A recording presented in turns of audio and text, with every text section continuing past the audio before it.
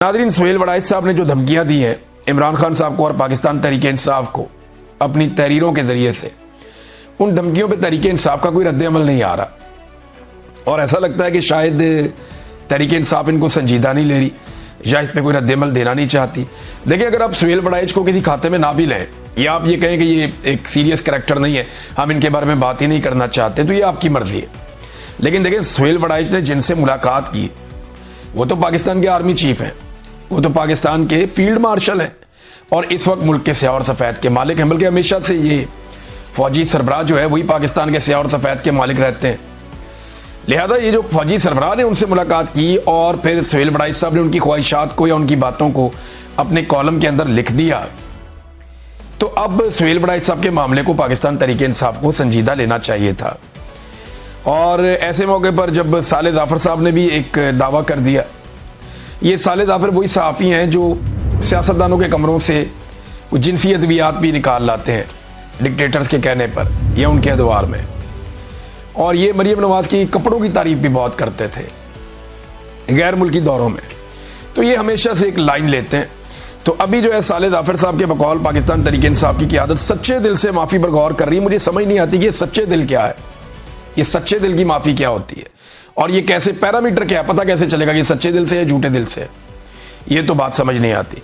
लेकिन तीन चीज़ें जो है ना वो सुहेल वड़ाइच साहब के कॉलम से निकलती हैं या उनकी तहरीरों से निकलती हैं जिन्हें पाकिस्तान तहरीक इंसाफ को संजीदा लेना चाहिए, क्योंकि उन्होंने फील्ड मार्शल से मुलाकात की बाकायदा यूरोप जाके, ब्रसल्स में, अब बल्कि तस्वीर भी उन्होंने जारी की है, वहां जाके मुलाकात की। उसके बाद उन्होंने ऐसी बातें की जिन पे पाकिस्तान तहरीक इंसाफ को नोटिस लेके बात करनी चाहिए। नंबर एक, ये जान से मारने की धमकियां हैं।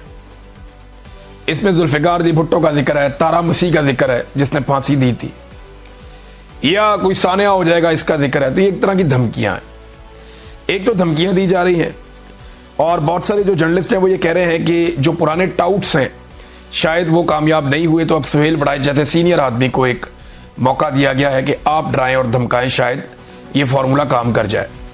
दूसरा, आसिम मुनीर साहब से मुलाकात के बाद कहा गया जो भी उनकी तरफ से कहा गया, उससे पहले उन्होंने जो बातें की वो थोड़ी मुख्तलिफ थी, लेकिन ये जो जान से मारने की धमकियां ये आर्मी चीफ से मुलाकात के बाद हैं, तो तहरीक इंसाफ को संजीदा लेना चाहिए। और तीसरा, देखिए, उन्होंने ये भी कहा कि मईशत में, खारजा और दाखिली मामलात में आर्मी चीफ की बदतरीन जो है वो एक इन्वॉल्वमेंट है, ये भी उन्होंने अपने कॉलम्स के जरिए से एतराफ़ किया। लिहाजा पाकिस्तान तहरीक इंसाफ को इसके ऊपर बात जरूर करनी चाहिए थी। लेकिन अब आप हर लिहाज से बात कर सकते हैं कि आर्मी चीफ को ये आईनी तौर पे इख्तियार नहीं है कि वो मईशत पे बात करें, वो बात करें खारजी मामलात पे या दाखिली मामलात पे, उनकी ये डोमेन नहीं है, ये सियासतदानों की है।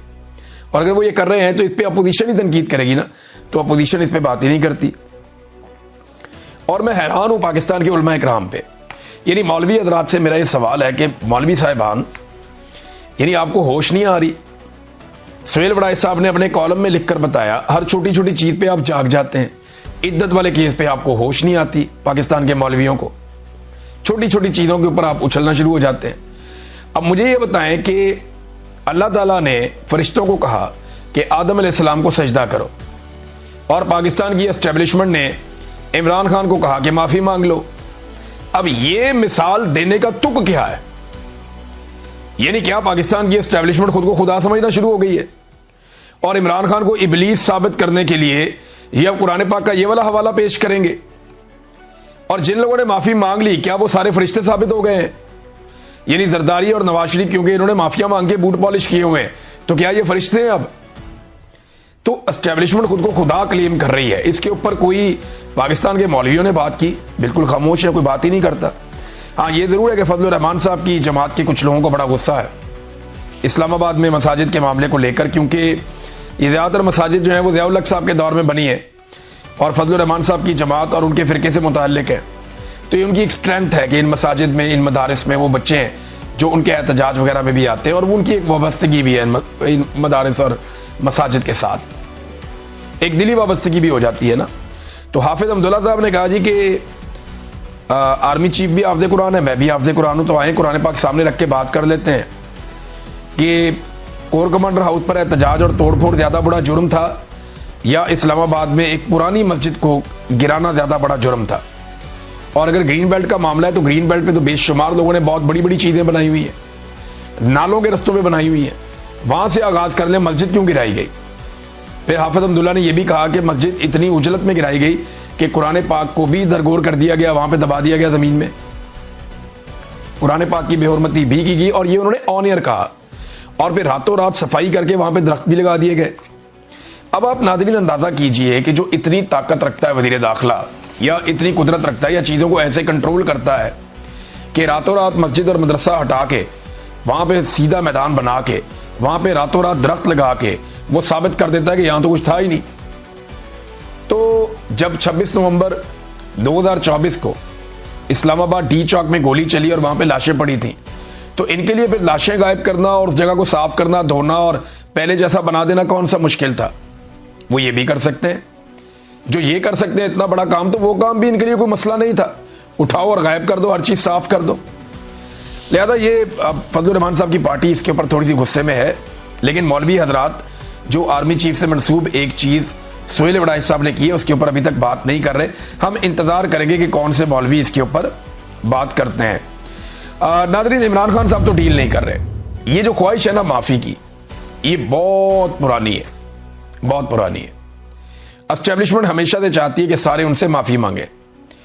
जब अभी मेरी आज बात हो रही थी हैदर मजीद से, ये इमरान खान साहब के साथियों में से एक है, ISF के भी रहे, वकला तंजीमों के भी रहे, और ये हसन नियाजी के साथ ये गिरफ्तार हो गए थे और इन्हें फौजी अदालत में रखा गया था। फौजी कस्टडी में फौजी अदालत ने इनको सजा दी थी और उसके बाद जेल से रिहा होकर आ गए। उन्होंने मुझे चंद बड़ी अजीब चीज़ें बताई। एक तो उन्होंने बताया जैसे उन पर टॉर्चर किया जाता था, जो मिलिट्री कस्टडी में उनके साथ ज्यादतियाँ हुई वो उन्होंने मुझे बताई। और फिर उन्होंने मुझे ये बताया कि हमें जब सज़ा सुनाई गई तो हम जेल में थे। अब सज़ा सुनाने का तरीका ये था कि हमें बुलाया जाता था, वहाँ पे वो लोग मौजूद होते थे, मिलिट्री की जो अदालत के लोग हैं वो भी, और साथ में जो जेल का अमला वो भी, और वहाँ पे एक सिपाही खड़ा हुआ था जो सज़ा सुना देता था। यानी जितने भी लोगों को फौजी अदालत ने सज़ा सुनाई है वो सारी की सारी सज़ा सिपाही ने सुनाई है।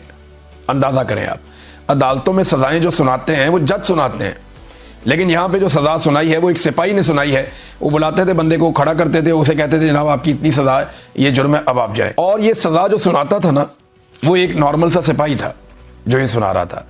उसके बाद हैदर मजीद ने मुझे बताया कि चंद दिन के बाद हमारे पास वही लोग आए और एक माफ़ीनामा लिख कर लाए। उन्होंने कहा जी आप ये माफ़ीनामे पे दस्तखत करें और हम चीफ साहब को ये माफ़ीनामा भेजेंगे तो वो आपकी सज़ा माफ़ कर देंगे और आप बाहर आ जाएंगे। तो हैदर मजीद ने कहा जी मैंने उन्हें माफ़ीनामा जो खुद लिख कर दिया, उसकी जगह पे मैंने उस पर यह लिख कर दिया कि, और चीफ जस्टिस ऑफ पाकिस्तान को लिख कर दिया कि मैं खुद एक वकील हूँ, मैं कानून को जानता हूँ और मेरी उम्मीद पाकिस्तान के चीफ जस्टिस से है, अदालतों से है, और मैंने कुछ ऐसा नहीं किया और मैं किसी चीज़ की माफ़ी नहीं मांगता और ये हमें सज़ा भी गलत हुई है। तो उसने अपना मौक़िफ़ पूरा लिख के भेज दिया। वो मौक़िफ़ आज तक कभी हमारे सामने नहीं आया, लेकिन हैदर मजीद ने मुझे ये बताया। तो माफ़ी मंगवाने का शौक़ कितना आप देखें कि उधर उनको सज़ा सुनाई, फिर उनके पास खुद ही कागज़ लेकर जा रहे हैं कि आप हमसे माफ़ी मांग लें, आपकी बड़ी मेहरबानी हो।